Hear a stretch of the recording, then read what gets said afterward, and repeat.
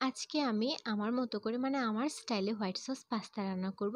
হাতে মেহেদি দিয়েছিলাম সেটারই ভিডিও করতে গিয়ে আমি যে পাস্তা সিদ্ধ করতে বসিয়েছি সেটার ভিডিও করাই হয়নি। ৫ থেকে ৭ মিনিট লেগেছে আমার পাস্তাটা সিদ্ধ করতে। অল্প একটু সয়াবিন তেল দিয়ে আমি সিদ্ধ করেছিলাম। এখন পাস্তাটা রান্না করব কড়াইয়ে অল্প একটু তেল দিয়েছি। পাস্তা রান্না করতে বেশি একটা তেল লাগে না। তারপর সামান্য রসুন কুচি দিয়েছি। এখন সিদ্ধ করা পাস্তাগুলো দিয়ে আর লাগবে হলো আমার শুকনা মরিচের গুঁড়ো একটু ঝাল, ঝাল লাগার জন্য। আর শুকনা মরিচের কিন্তু অনেক সুন্দর একটা ফ্লেভার আসে। এখন আমি হোয়াইট সসটা বাসায়ই বানিয়ে নেব। সেজন্য একটু মসলা দিয়েছি। তারপর সস দিয়ে, তারপর গুঁড়া দুধ দিয়ে, পানি দিয়ে ভালো করে মিক্সড করে আমি হোয়াইট সসটা বানিয়ে নেব। আমার হোয়াইট সসটা কিন্তু একদম রেডি হয়ে গেছে। পাস্তাটা একটু নাড়াচাড়া করে হোয়াইট সসটা এখানে দিয়ে দিব।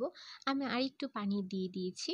মানে আমার সসটা একটু বেশি ঘন হয়ে গেছে। এখন একটু সামান্য লবণ, তারপর দিয়েছিলাম গোলমরিচের গুঁড়া আর সামান্য চিনি। চিনি দিয়ে আমার পাস্তাটা একদম রেডি হয়ে গেছে, নামিয়ে নিয়েছি। খেতে তো আমার কাছে অনেক বেশি মজা লাগছে। বাসায় একবার ট্রাই করবেন।